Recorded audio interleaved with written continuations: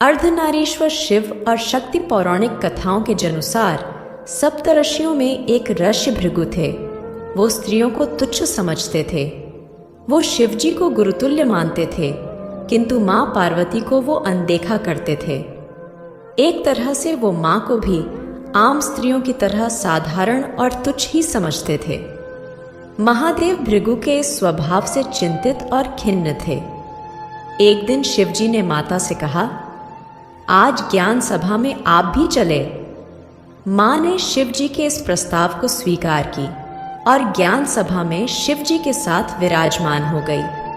सभी ऋषिगण और देवताओं ने मां और परमपिता को नमन किया और उनकी प्रदक्षिणा की और अपना अपना स्थान ग्रहण किया। किंतु भृगु मां और शिवजी को साथ देखकर थोड़े चिंतित थे। उन्हें समझ नहीं आ रहा था कि वो शिवजी की प्रदक्षिणा कैसे करे। बहुत विचारने के बाद भृगु ने महादेव जी से कहा कि वो पृथक खड़े हो जाए। शिवजी जानते थे भृगु के मन की बात। वो माँ को देखे।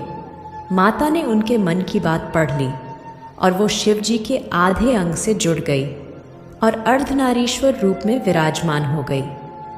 अब तो भृगु और परेशान कुछ पल सोचने के बाद भृगु ने एक राह निकाली।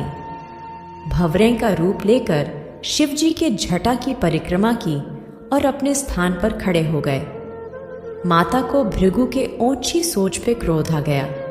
उन्होंने भृगु से कहा, भृगु, तुम्हें स्त्रियों से इतना ही परहेज है तो क्यों न तुम्हारे में से स्त्री शक्ति को पृथक कर दिया जाए। और मां ने भृगु से स्त्रीत्व को अलग कर दिया। अब भृगु न तो जीवितों में थे न मृत थे। उन्हें आपार पीड़ा हो रही थी। वो मां से क्षमा याचना करने लगे। तब शिव जी ने मां से भृगु को क्षमा करने को कहा। मां ने उन्हें क्षमा किया और बोली, संसार में स्त्री शक्ति के बिना कुछ भी नहीं। बिना स्त्री के प्रकृति भी नहीं, पुरुष भी नहीं। दोनों का होना अनिवार्य है और जो स्त्रियों को सम्मान नहीं देता वो जीने का अधिकारी नहीं। आज संसार में अनेकों ऐसे सोच वाले लोग हैं। उन्हें इस प्रसंग से प्रेरणा लेने की आवश्यकता है। वो स्त्रियों से उनका सम्मान न छीने, खुद जिए और स्त्रियों के लिए भी सुखद संसार की व्यवस्था बनाए रखने में योगदान दें।